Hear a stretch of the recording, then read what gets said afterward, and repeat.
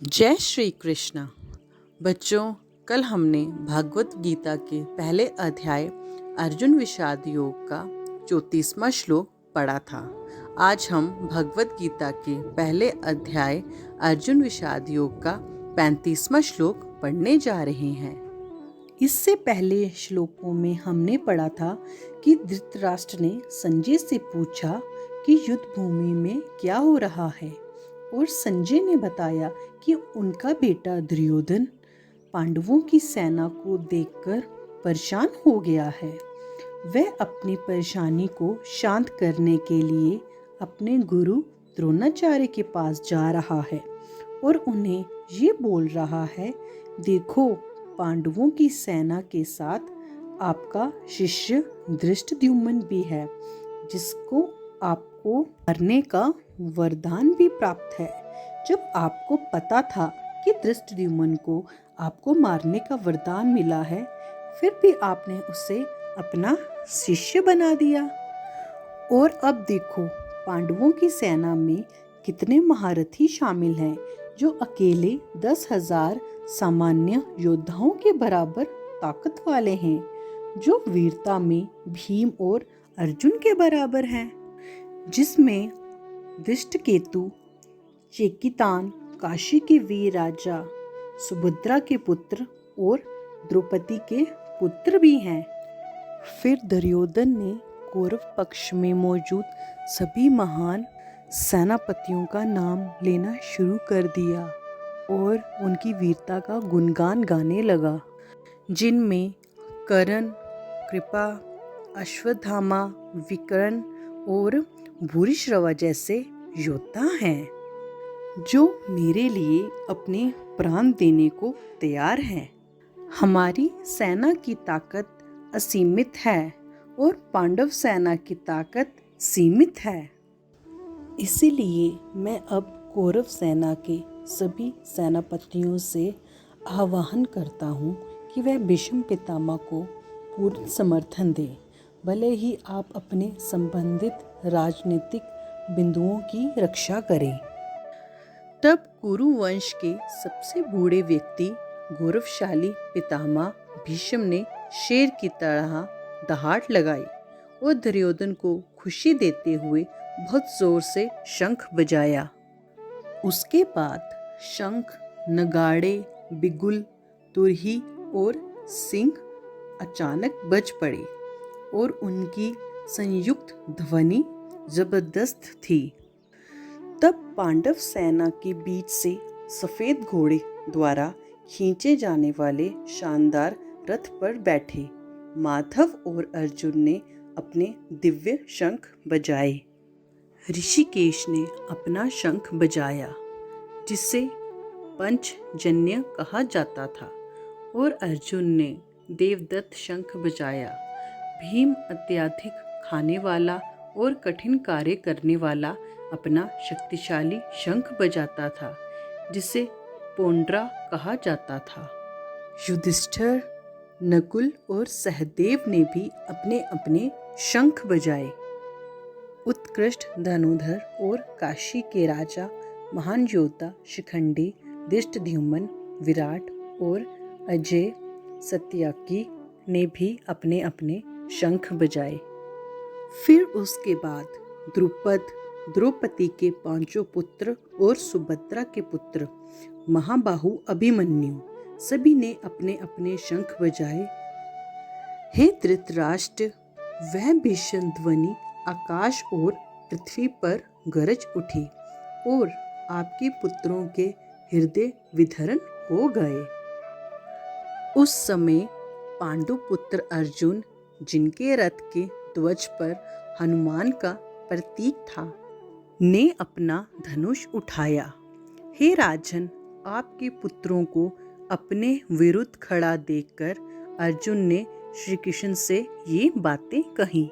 फिर अर्जुन ने कहा, हे अच्युत, कृपा मेरे रथ को दोनों सेनाओं के बीच ले जाएं, ताकि मैं युद्ध के लिए तैयार योद्धाओं को देख सकूं, जिनसे मुझे इस महान युद्ध में लड़ना होगा।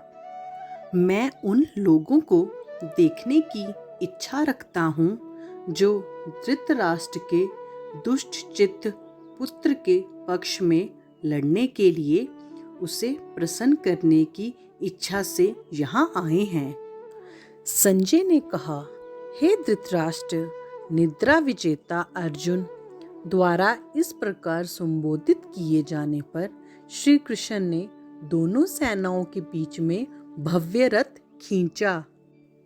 भीष्म, द्रोणाचार्य और अन्य सभी राजाओं की उपस्थिति में श्री कृष्ण ने कहा, हे पार्थ, देखो ये कौरव यहाँ एकत्रित हुए हैं। वहाँ अर्जुन दोनों सेनाओं में अपने पिता, दादा, शिक्षक, मामा, भाई, चचेरे भाई, बेटे, भतीजे, पोते, पोतियों, दोस्तों, ससुर और शुभ चिंतकों को तैनात देख सकते थे। अपने सभी रिश्तेदारों को वहां उपस्थित देखकर कुंती के पुत्र अर्जुन करुणा से अभिभूत हो गया और गहरे दुख के साथ उसका मन सवालों से भर गया। अर्जुन ने कहा, हे कृष्ण, अपने ही रिश्तेदारों को यहाँ युद्ध के लिए तैयार और एक दूसरे को मारने का इरादा देखकर मेरे अंग शिथिल हो रहे हैं और मेरा मुंह सूख रहा है। मेरा पूरा शरीर कांप उठता है, मेरे रोंगटे खड़े हो जाते हैं, मेरा धनुष गांडीव मेरे हाथ से छूट रहा है और मेरी त्वचा जल रही है। मेरा मन असमंजस में है और भ्रम में घूम रहा है। मैं अब खुद को स्थिर रखने में असमर्थ हूँ। हे कृष्ण, केशी राक्षस के हत्यारे, मैं केवल दुर्भाग्य के लक्षण देखता हूँ। मुझे नहीं लगता कि इस लड़ाई में अपने ही रिश्तेदारों को मारने से कोई फायदा होगा। हे कृष्ण, मुझे विजय, राज्य या उससे मिलने वाली खुशी की इच्छा नहीं है। राज्य, सुख, यहाँ तक कि जीवन से भी क्या लाभ होगा जब वह ही व्यक्ति जिनके लिए हम उनका लालच करते हैं युद्ध के लिए हमारे सामने खड़े हैं। शिक्षक, पिता, पुत्र, दादा, मामा, पोते, ससुर, साले और अन्य रिश्तेदार अपने जीवन और धन को दांव पर लगाकर यहाँ मौजूद हैं। तो आओ शुरू करें भगवत गीता के पहले अध्याय अर्जुन विषाद योग का 35वां श्लोक। एतान हन्तुम इच्छामि धनातोऽपि मधुसूदन अपि त्रैलोक्य राज्यस्य हेतोः किम नु महि कृते।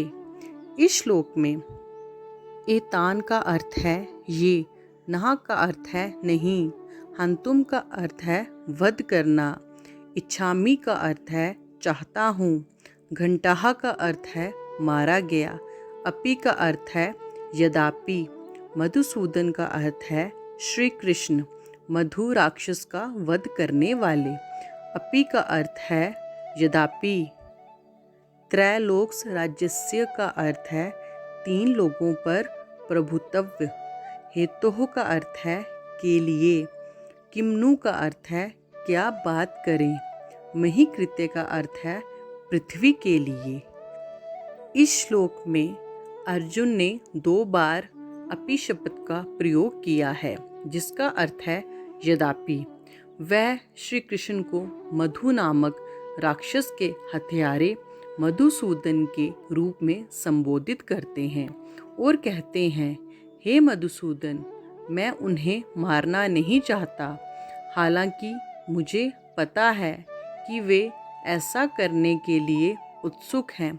फिर वह कहते हैं, भले ही हम तीनों लोगों पर विजय पाने के लिए लड़ते हैं, लेकिन अपने ही लोगों को मारकर हमें क्या खुशी मिलेगी। तो बच्चों, यहाँ ख़त्म होता है आज का 35वां श्लोक। कल हम इससे आगे पढ़ेंगे। जय जय श्री राधे।